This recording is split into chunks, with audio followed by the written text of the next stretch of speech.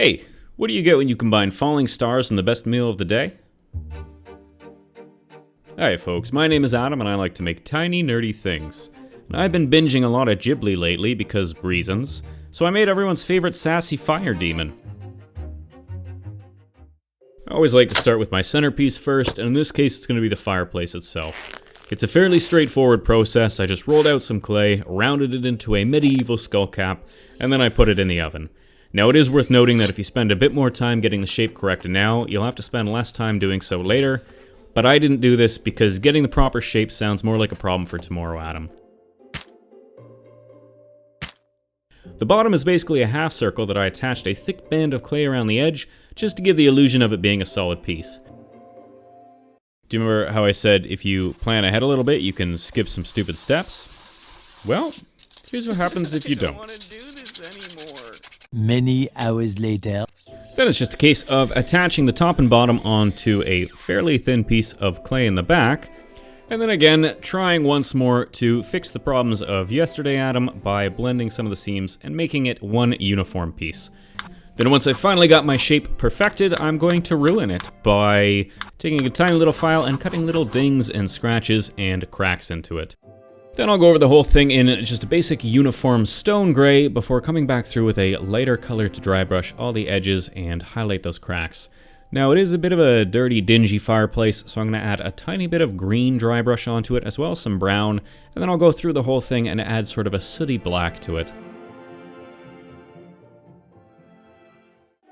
Then we're on to making that creepy face in the back of the fireplace. So I've just got a square piece that I have added some edge banding to, and then I've made a little circle in the middle of it, and it's got sort of a sunburst effect to it. I guess it's a sun, which would be why it has a sunburst.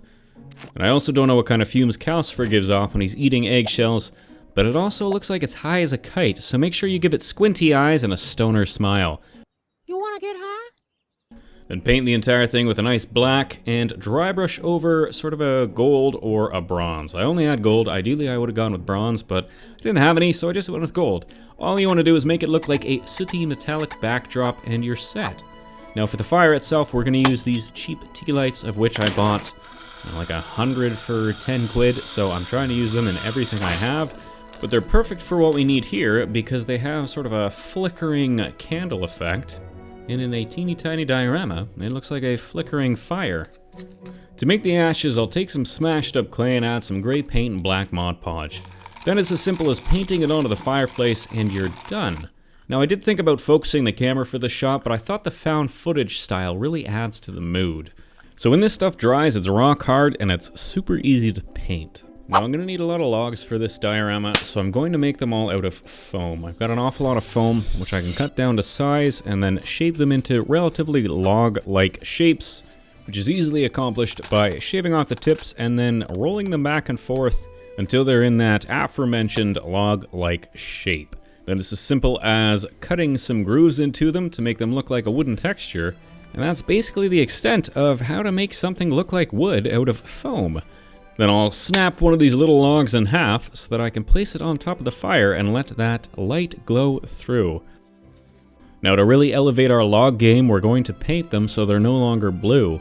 Pretty straightforward, a dark brown on the back for the bark, and then a lighter brown on the front, as well as a sepia wash over the entire thing to really highlight the cracks and nicks and crannies. Then we're on to making the main attraction, which is our tiny fire demon himself.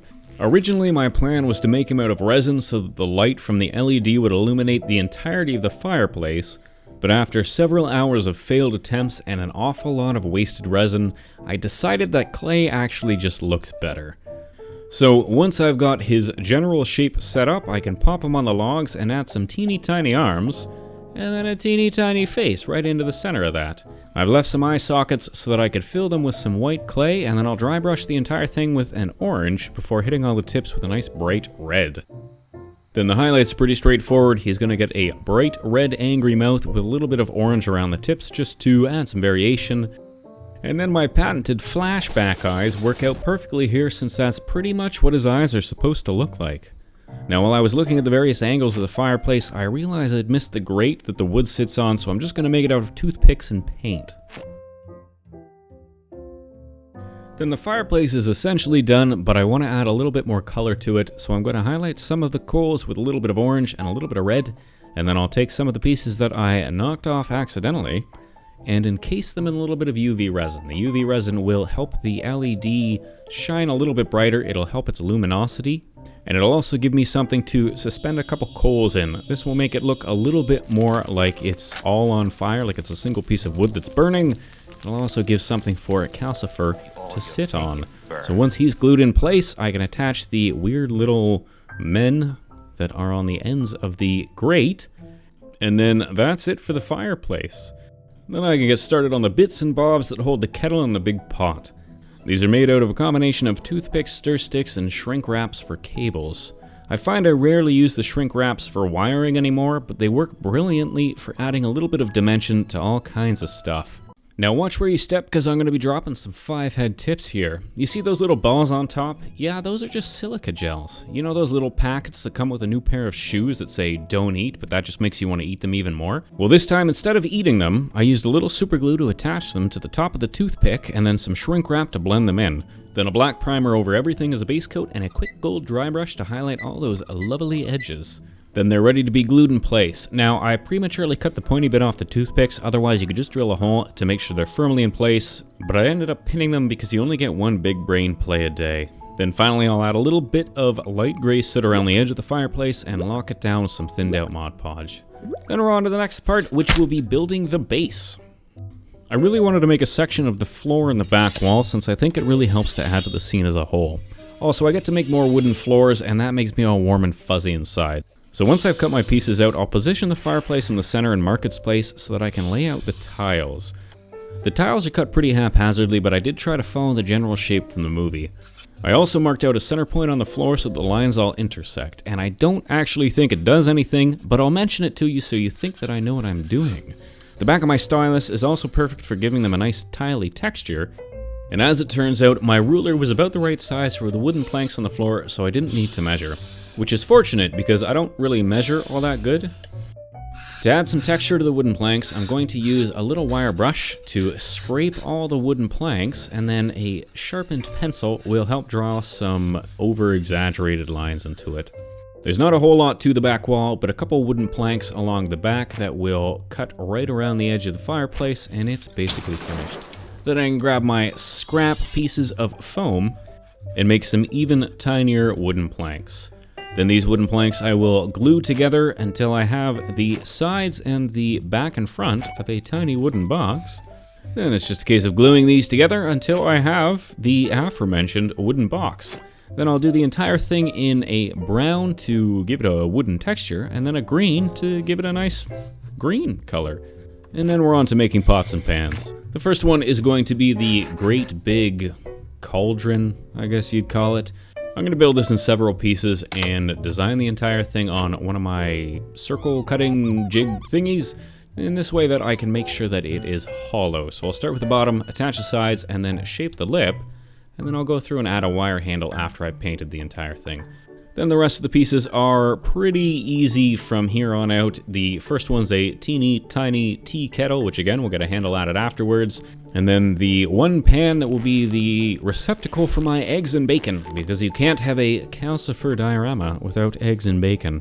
So this will get attached onto a wooden dowel, and then it's just a case of making whatever shape I'm trying to get from it, and I can throw it in the oven. The reason I use a piece of wooden dowel here is because it's round, it allows me to build up the sides, and clay will also not adhere to wood unless you use some kind of bonding agent.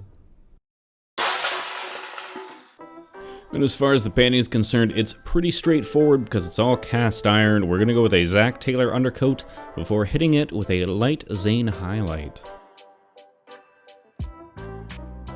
Nice. And as I said before, what kind of monster would leave out the eggs and bacon? So a few balls of white clay for the eggs and some yellow balls for the yolk. And then the bacon is just a couple worms of reddish clay and a couple worms of pinkish clay smooshed together and cut into bacon strips. And I'm only just now realizing that I should have made the bacon wavy like bacon would be when it's fried, but hindsight being what it is, we'll just have to say that it wasn't cooked yet. And then once that's been baked and cured, we can throw it into the pan, and it's all set. Now, I wanted to give the eggs a little bit of shine so that they've got sort of that nice eggy goodness to them. So all I've done is applied a very thin layer of UV resin over top so that they have a nice, delightful egg shine. And of course, we need to add our garlic bundle, which will just be a bunch of off-white, not quite spherical balls glued onto a piece of twine.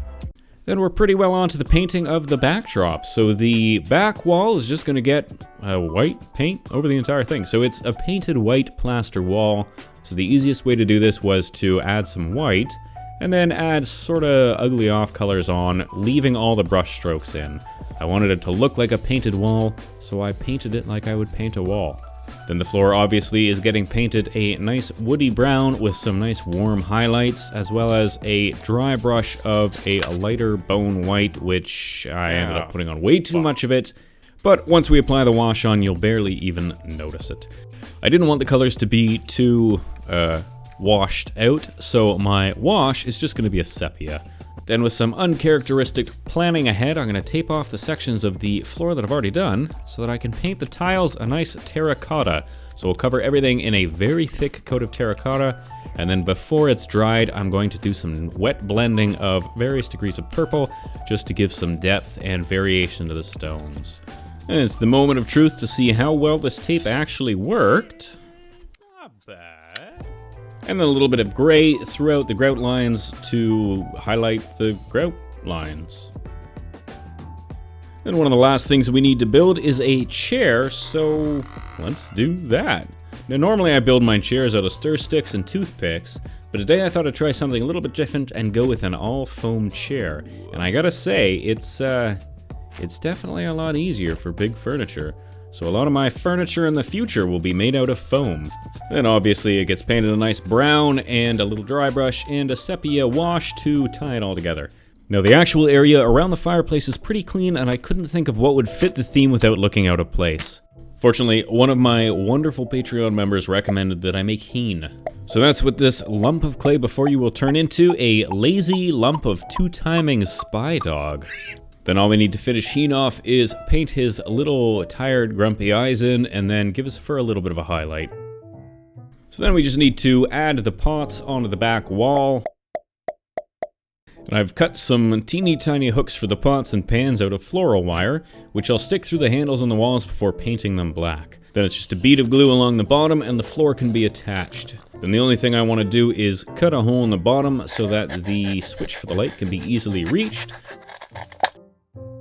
before simply gluing the fireplace down.